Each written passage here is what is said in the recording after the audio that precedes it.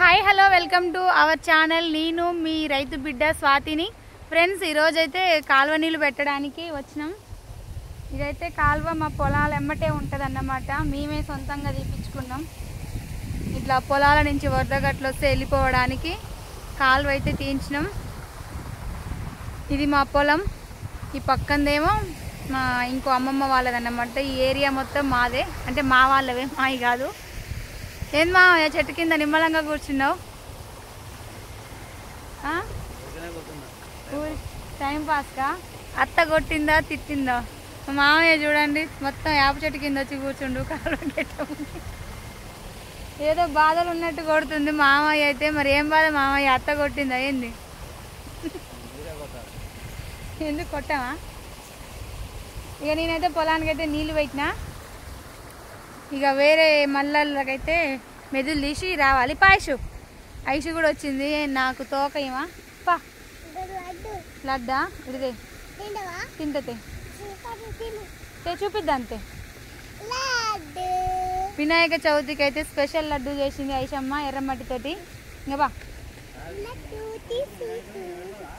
మేము పెట్టాం మామయ్య. రోడ్కానే ఉన్నాయి 3 ఇండ్లు. ఫ్రెండ్స్, మా ఊరు చెరువు చూడండి, అవుపడుతుంది కదా, అది అదే అన్నమాట. ఇవి వచ్చేసి మా ఇండ్లు. మా ఇండ్లు అమ్మటే మా పొలం. పాయసు పొలం ఏ విధంగా ఉంది ఫ్రెండ్స్? ఒక 2 రోజులు ఎండ వెళ్తే బాగుండు. దానికి రోగం గీగం గట్లేదని ఉన్నా కానీ మంచిగా రా పోదని రావా? నేను పోతున్నా.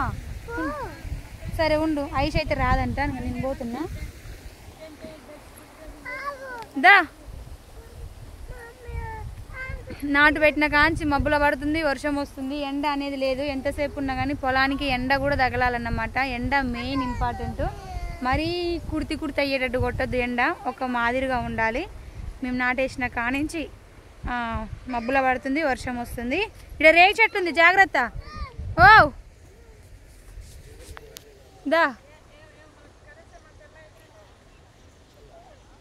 రా రా నడవరాట్లే చిన్న నడువు. అమ్మ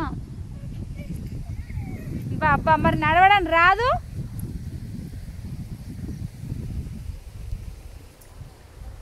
పిల్లల్ని తీసుకొస్తే ఈ బాధ.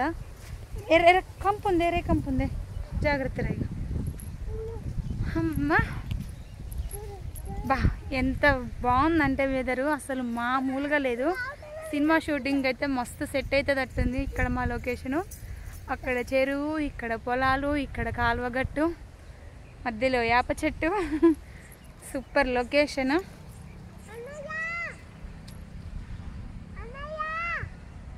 ఐషు వాళ్ళని పిలుస్తుంది. దాయిషు జాగ్రత్త, పడేవు. మేమైతే పొద్దుగాలగో గట్ల మీద అయితే తిరుగుతున్నాం. పొలానికి నీళ్ళు పెట్టుకోవడానికి వచ్చినాము. బావి కాడికి నువ్వు వస్తే బావా. ఫ్రెండ్స్, మా పొలం ఏ విధంగా ఉందో చెప్పండి. నాకైతే కొద్దిగా ఎండ వెళ్తే బాగుండు అనిపిస్తుంది. ఎందుకంటే కొసలు అనేవి ఎర్రగైనాయి అన్నమాట పొలానికి, ఆడాడ కొసలు.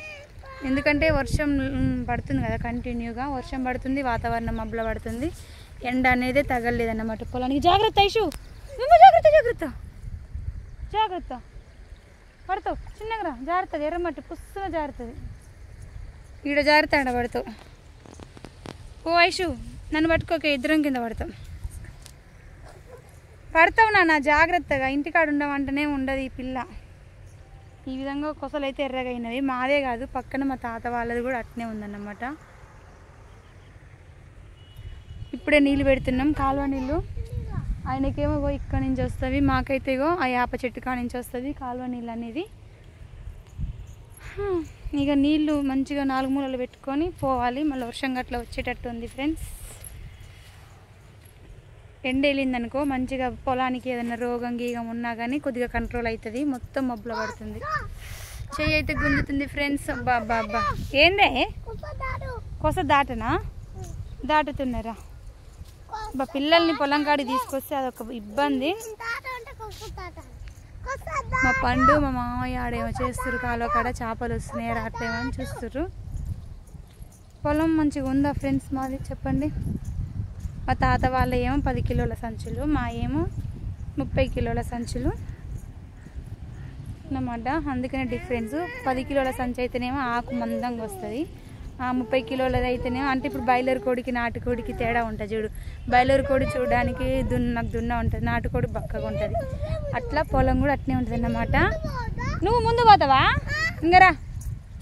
అది చూడడానికేమో లంప గుబురుగా వచ్చినట్టు అనిపిస్తుంది, మాదేమో సన్నగా ఉన్నట్టు అనిపిస్తుంది. 10 కిలోలకి 30 కిలోల సీడ్స్కి అదన్నమాట తేడా. ఇంకా నీళ్ళు అయితే పెట్టినాం ఫ్రెండ్స్. ఇక ఇది కూడా మాదే అన్నమాట. దాన్ని కూడా ఈ మడి పట్టంగానే ఆ మడికి పోతాయి నీళ్ళు. ఇక 4 మూలలు చూసుకొని ఇంటికి అయితే పోవాలి. బాయ్. ఏం చేస్తున్నావే? మోటార్ బంద్ చేసినావు, నీకు నీళ్ళు తిప్పడానికి రాదు కదా.